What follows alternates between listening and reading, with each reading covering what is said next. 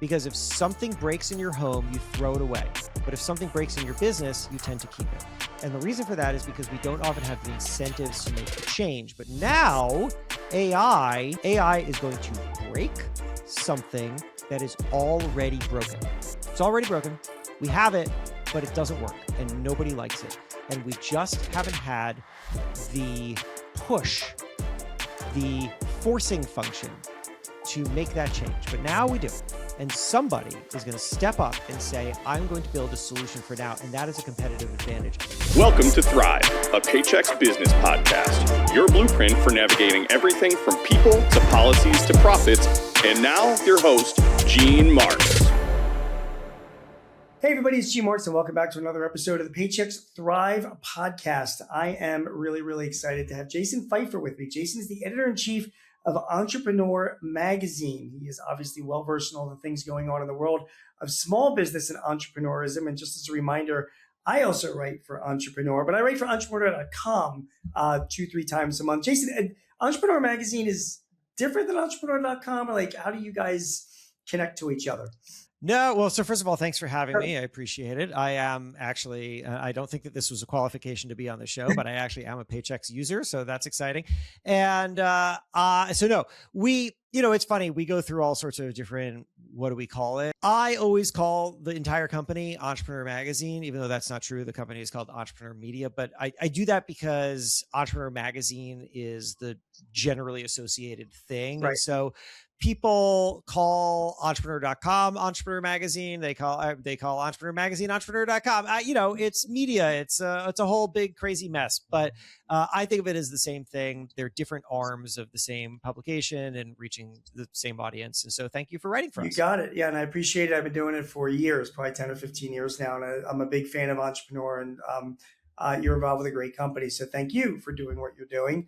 Thank you. So Jason, I know you keynote. I know that you focus on small businesses and obviously entrepreneurs and entrepreneurism as well.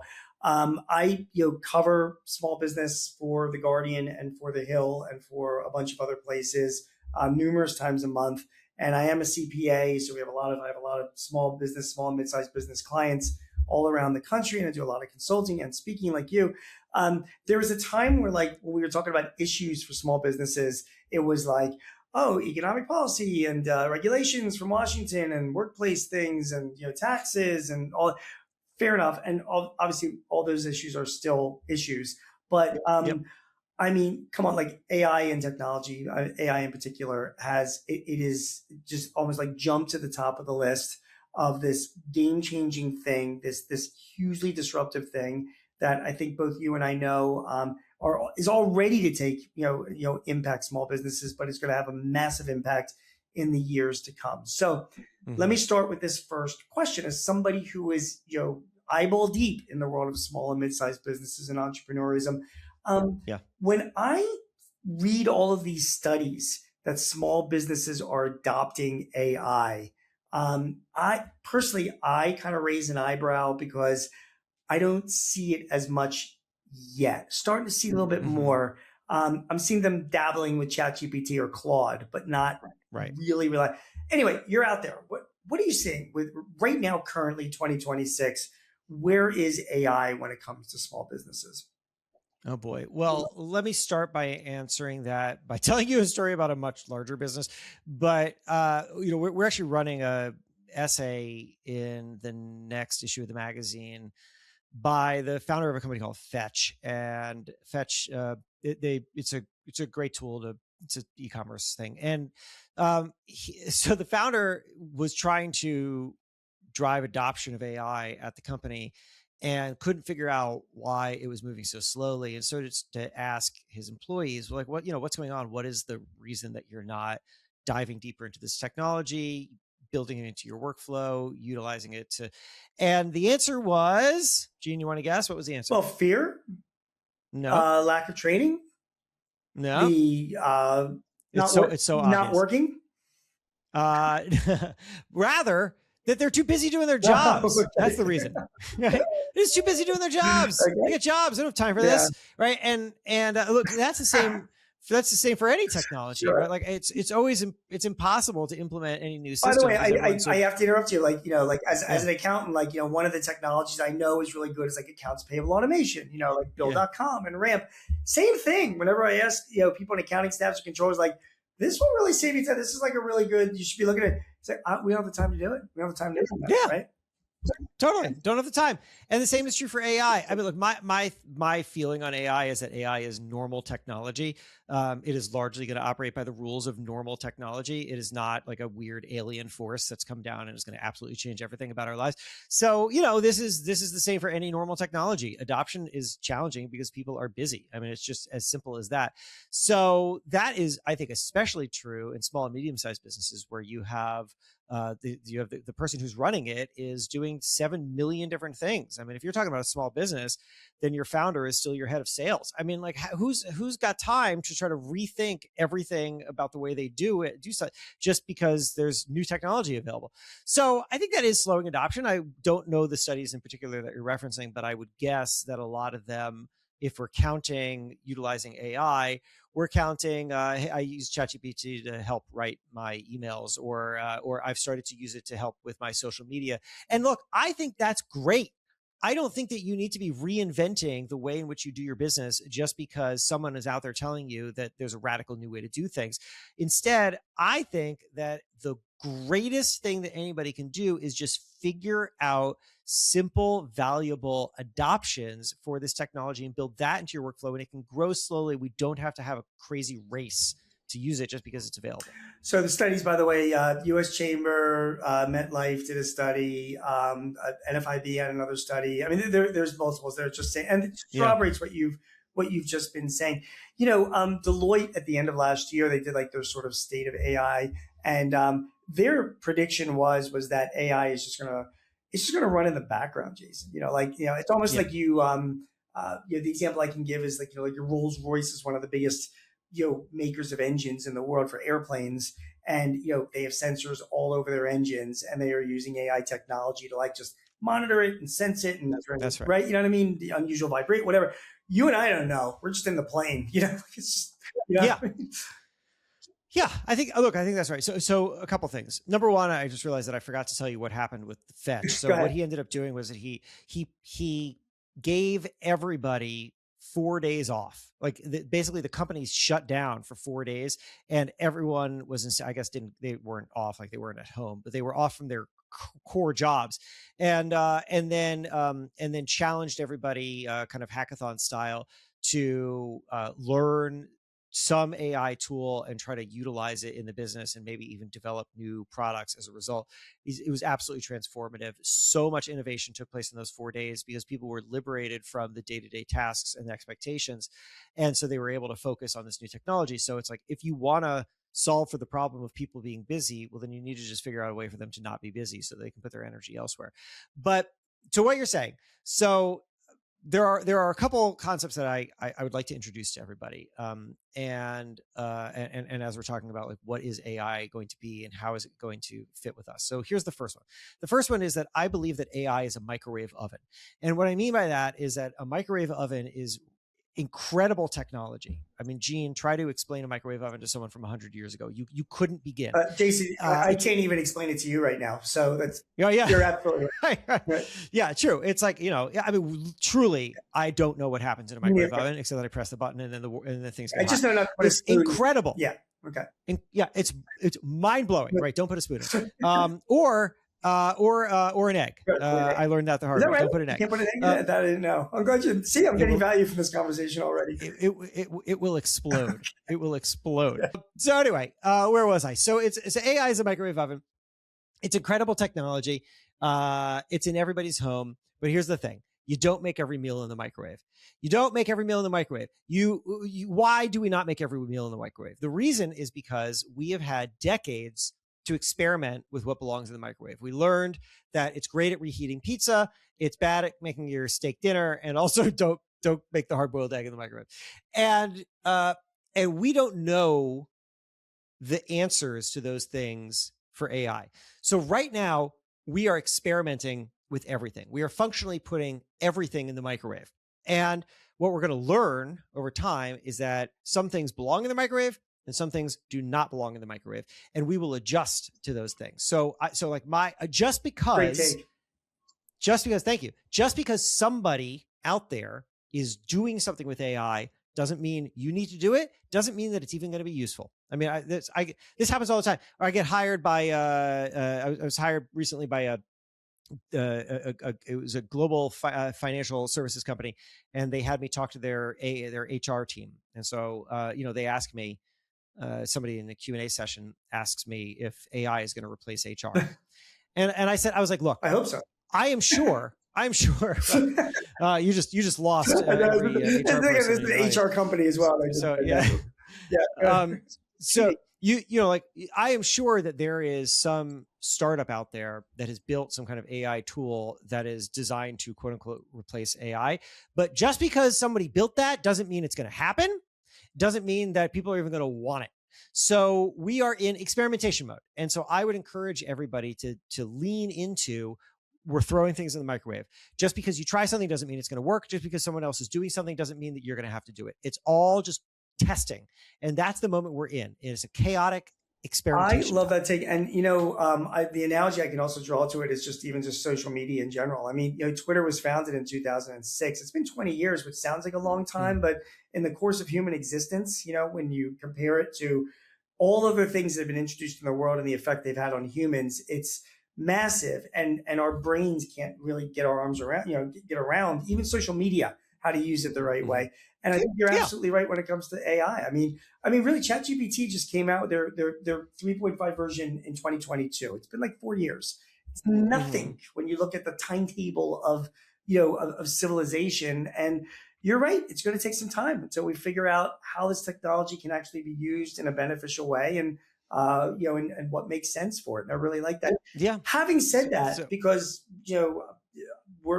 I'm impatient. Sure.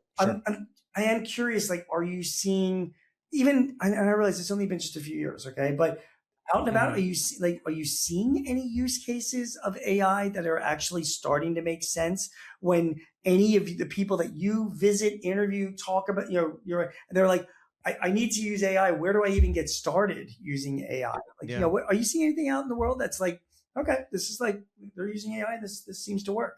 I've got a few, but go ahead. I'm curious.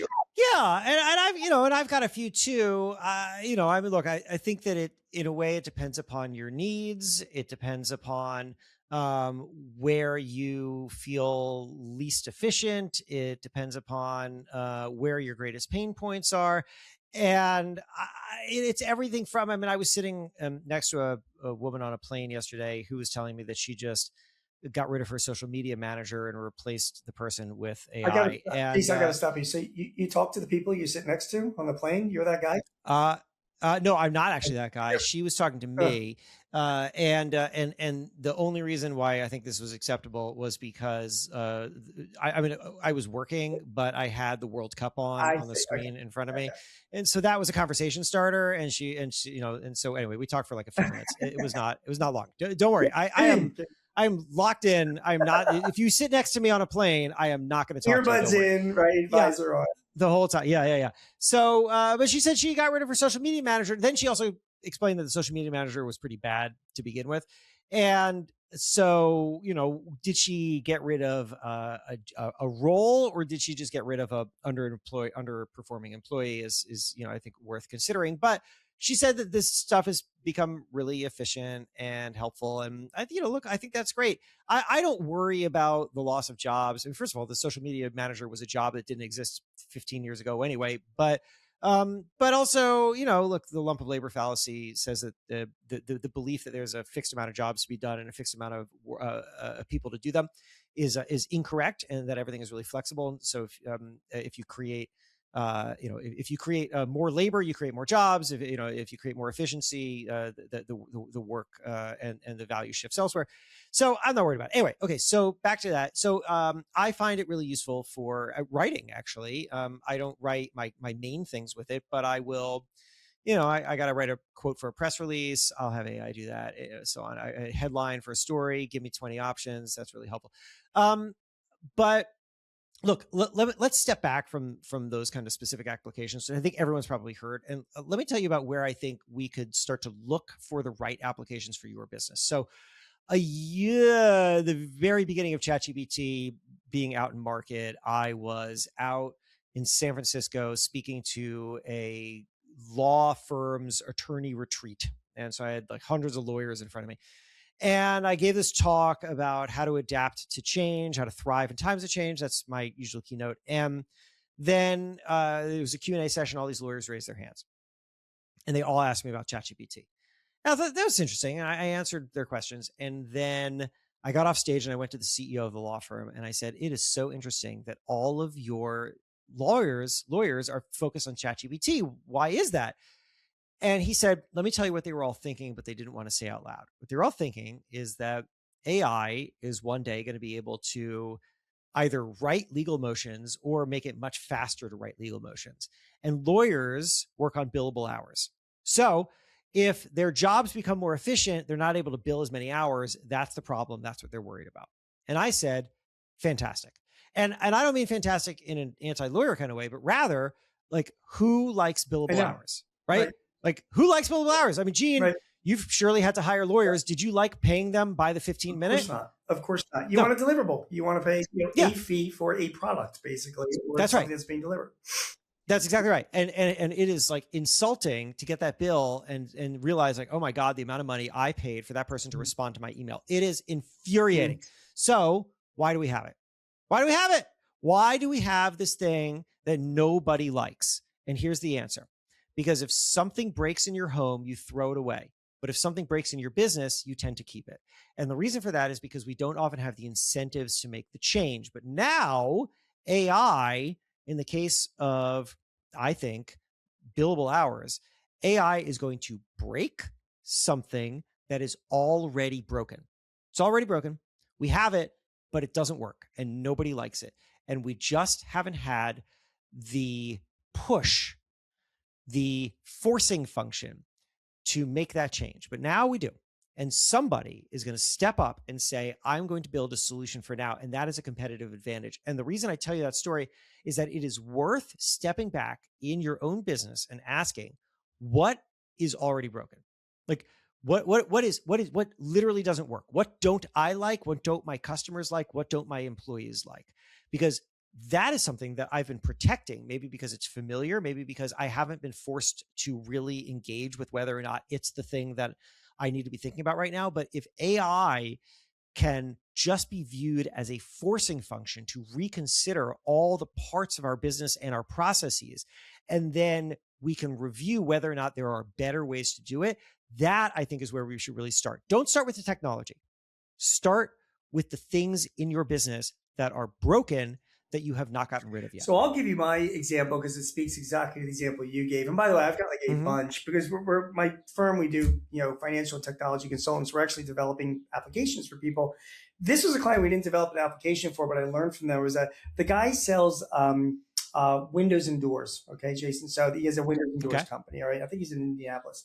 And he spent 10 grand on a custom developed AI application that he put on all of his salespeople's phones when they're in the showroom. So I'm a salesperson. You come in, you're looking for windows for your house. I just turn on the app and it's just listening to our conversation and transcribing the conversation. And then at the end of the conversation, the salespeople have been trained to like summarize it up. Like, okay, Jason, so you want this kind of window with this dimensions and this molding and this or whatever. Yes, that's what I want to confirm. But when they finish, the app creates a quote. Based on the conversation, Now, meanwhile, this guy was like, my salespeople are so much more productive. All they did was complain because they had to go back and do paperwork and do the quotes, and then they would mess them up and they were not accurate, they were whatever.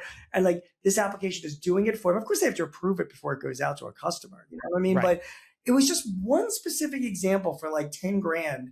The guys had 5 salespeople. He's like, I'm saving like hundreds of hours a year, of them doing. I think that's the future. I mean, I think it's like these low-hanging fruit applications that I think businesses can be investing in that I think really provide ROI. You know what I mean? And my favorite part of that story that you just told was that the salespeople were complaining. Yes. That signal already existed and it just wasn't being taken seriously, or there wasn't the belief that there was any other way to do it. And so, yeah, salespeople complain, whatever, these guys like to complain. But if you just take seriously that something isn't working well enough that people are bringing it to your attention, then you've just found an incredible signal. I don't, Gene, do you know, how could you not these days? Do you know the Savannah Bananas? Well, we just interviewed Jesse? Yeah, Jesse, just a couple weeks ago. In fact, the podcast just dropped. I don't know when this podcast is dropping, but it was just the other week we just dropped it. He's amazing. Yeah. They do. He's fantastic. We had a great time. He did a webinar for Paychex, which I moderated, and then we did a separate podcast episode. So that's great. I love that. So Jesse's amazing, and maybe he said a version of this on the podcast, and if he did, stop me. And if not, then this is a bonus Savannah Bananas story. So I met Jesse because we both spoke at the same event. The Savannah Bananas at this point nobody had heard of them. They were a tiny little quirky thing in Savannah, Georgia. And now, for anyone who doesn't know, they are this probably globally famous at this point, kind of stunt baseball team that has turned into a stunt baseball league. It's incredible. It's the Harlem Globetrotters of baseball. And so the way in which this came about was that Jesse bought this tiny little baseball team in Savannah, Georgia, and then nearly went bankrupt trying to run it. He tells this great story about sleeping on this mattress. He had a photo of the mattress. Yeah. Yes, of course he has a photo of the mattress. And then he asked himself, what do people hate about baseball? And he had answers. They hate that the game is too slow, it's boring, the food is too expensive. And so he thought, what would it mean to stop doing what people hate? And the answer to that question was, well, if they find it slow and boring, then why don't we make it exciting and fast? So why don't we rename the team the Savannah Bananas? Why don't we find players who do silly stunts and dances on field? People hate that the food is too expensive. Okay, every ticket comes with all you can eat food. It was simply following the signal of what people hate, and then this phrase, which he said to me, I don't know, 8 years ago, and that has just been stuck in my head forever. Stop doing what people hate. Stop doing what people hate. And if you want to build a great business, there's no better place to start than to look around. And I mean, you could look in a marketplace and see what people hate and build some solution for it. Or you have a business and you say, how do we grow? Well, what do people hate? What do my salespeople hate? What are they constantly complaining about? Oh, is there a way to fix that? Did I just make them more efficient? Yes, great. What do my customers hate? Is there a way to fix that? So this is where I think we start to find AI as not the tell-all answer, the all-be answer, but rather as a really valuable and interesting tool that's quite flexible and still very experimental, that's worth trying to explore. Well, what would it mean to stop doing what people hate by utilizing this new technology? Yeah, by the way, Savannah Bananas, if a fan catches a foul ball, the batter's out. Is that the greatest rule ever? Oh, it's great. I love that. Right. So, and what happened was that he did this thing, and then games started to sell out in Savannah, and then ESPN showed up and they did a show, and that popped it off. And then, he's been great about social media, and now they're touring Major League Baseball and NFL stadiums. It's wild, but it all goes back to that question. What do people hate? It's great. That is great. I have more examples I can share with you, but obviously that'll be for another time over beers. Let me, as we're running low on our time here. I have other AI related questions to ask you, only because again, you're out there and seeing it. Do you hear this every time when I talk about AI, when I'm with clients? Every one of my clients are worried about privacy and security about their data. And I have thoughts about this, but this is not my interview. It's your interview.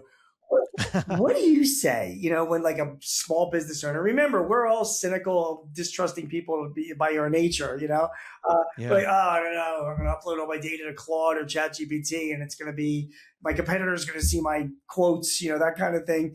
What do you say to those business owners that have that concern? All right. Well, so there are people out there who specialize in this, and that's not me. Right. So it probably should be your interview as much as my interview, but I'll say it's interesting. I just got a demo from like what it looks like right now to solve that problem at a high level. There's this interesting company called Red Queen Logic. Okay. Are you familiar with Red Queen Logic? So Red Queen Logic will, for a very sizable amount of money, but they'll install what is essentially an AI server in your home. and it can utilize the major LLMs, but all the kind of data they could explain it, I can't, but like sort of all the data flow is contained physically in your home, and none of your data ever gets fed back into the LLMs. And so that's something for ultra high net worth individuals and so on. Again, not to interrupt you, but I mean, you're absolutely on the right track, and there are more and more solutions coming out about this where you're basically hosting your model, in your company, in your terminal. And what is I mean, I don't know how old you are, but you remember this, but there used to be a client server world, you know what I mean? So, where Jason, where everybody's running Windows, and, they had a Windows server, and then it all went to the cloud. And now I'm starting to see it trickling where, because people don't trust it, where they're like, we're going to buy a server again for our office and have right. So it's interesting. It's an interesting shift, and there's going to be all sorts of solutions for this. Me personally, I cannot advise what other people will do with their privacy. But me personally, I'm not hesitating. And the reason I'm not hesitating is because I haven't yet seen really core examples of some kind of specific proprietary data just getting delivered to somebody else as a state secret. I understand that everything that we're doing is informing the models, but like also consider that your information is the size of a grain of sand on the earth, or the earth's worth of information inside of these things. So I don't know. It doesn't concern me, but I also, I like when I walk into the airport and I stand at clear and it scans my face and it lets me in. I've given up some degree of privacy for that to happen, but it makes it more efficient. So, I understand the need. And I think that if you want to invest in privacy, you should, and there are interesting solutions out there, but, I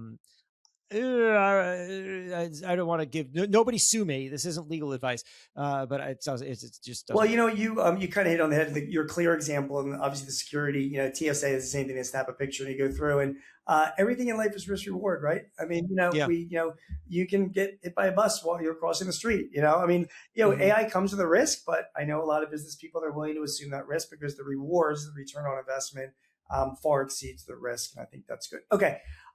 We've talked about AI the entire time, and it's been great, and you've given us great insights and great advice. Just in the last 2 minutes that we have, you're in the entrepreneur world. You're editor-in-chief of Entrepreneur magazines. You see everything that's out there, and the startups that are out there, whatever.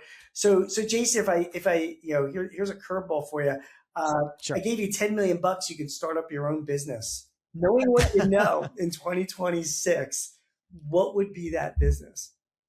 Oh my God. Oh my God. Okay. So I would, can I just put it all in the SpaceX IPO? Does that work? No, I can't do that. No, you're not investing in somebody else. Not allowed to do that. You're starting up. Yeah. All right.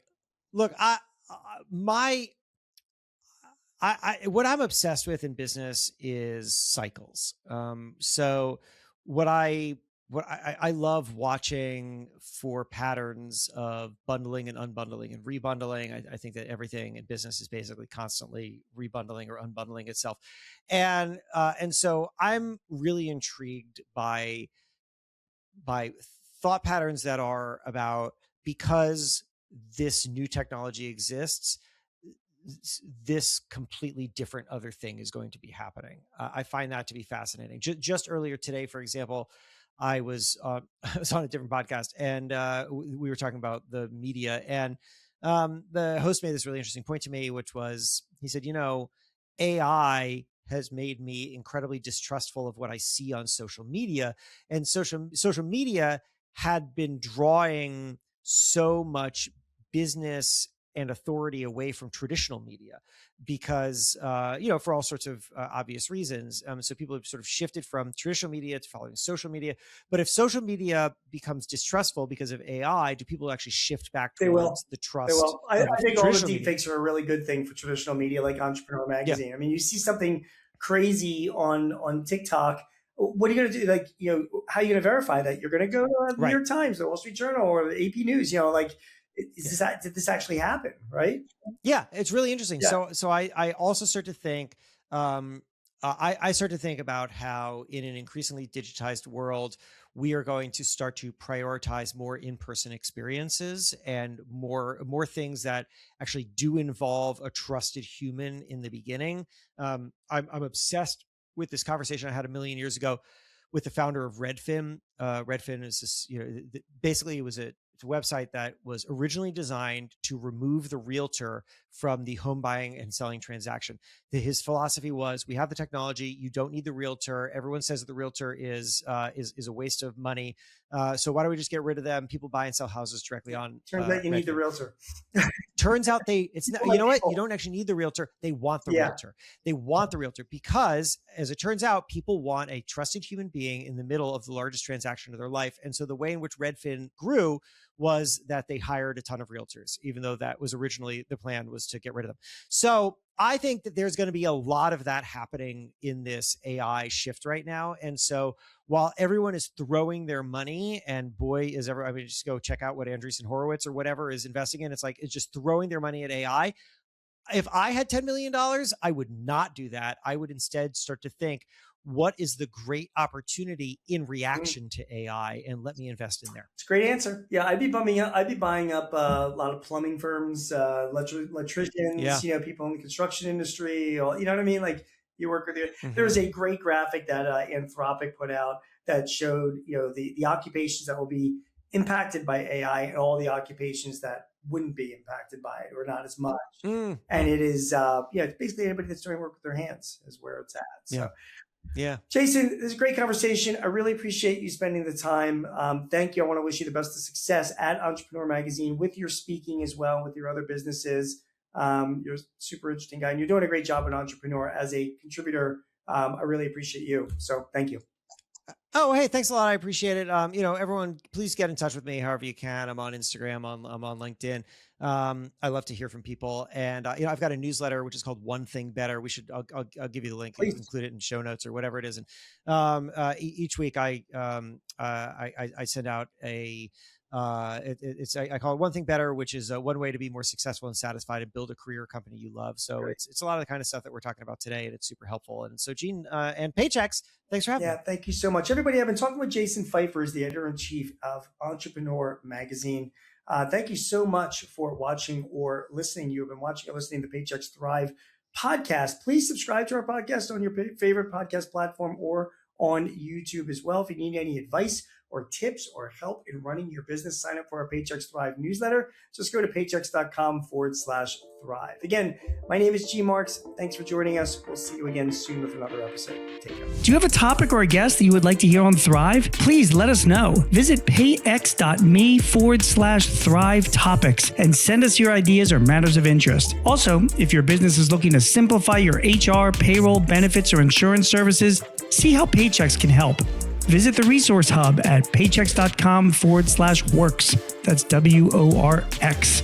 Paychex can help manage those complexities while you focus on all the ways you want your business to thrive. I'm your host, Gene Marks, and thanks for joining us. Till next time, take care. This podcast is property of Paychex Incorporated 2026, all rights reserved.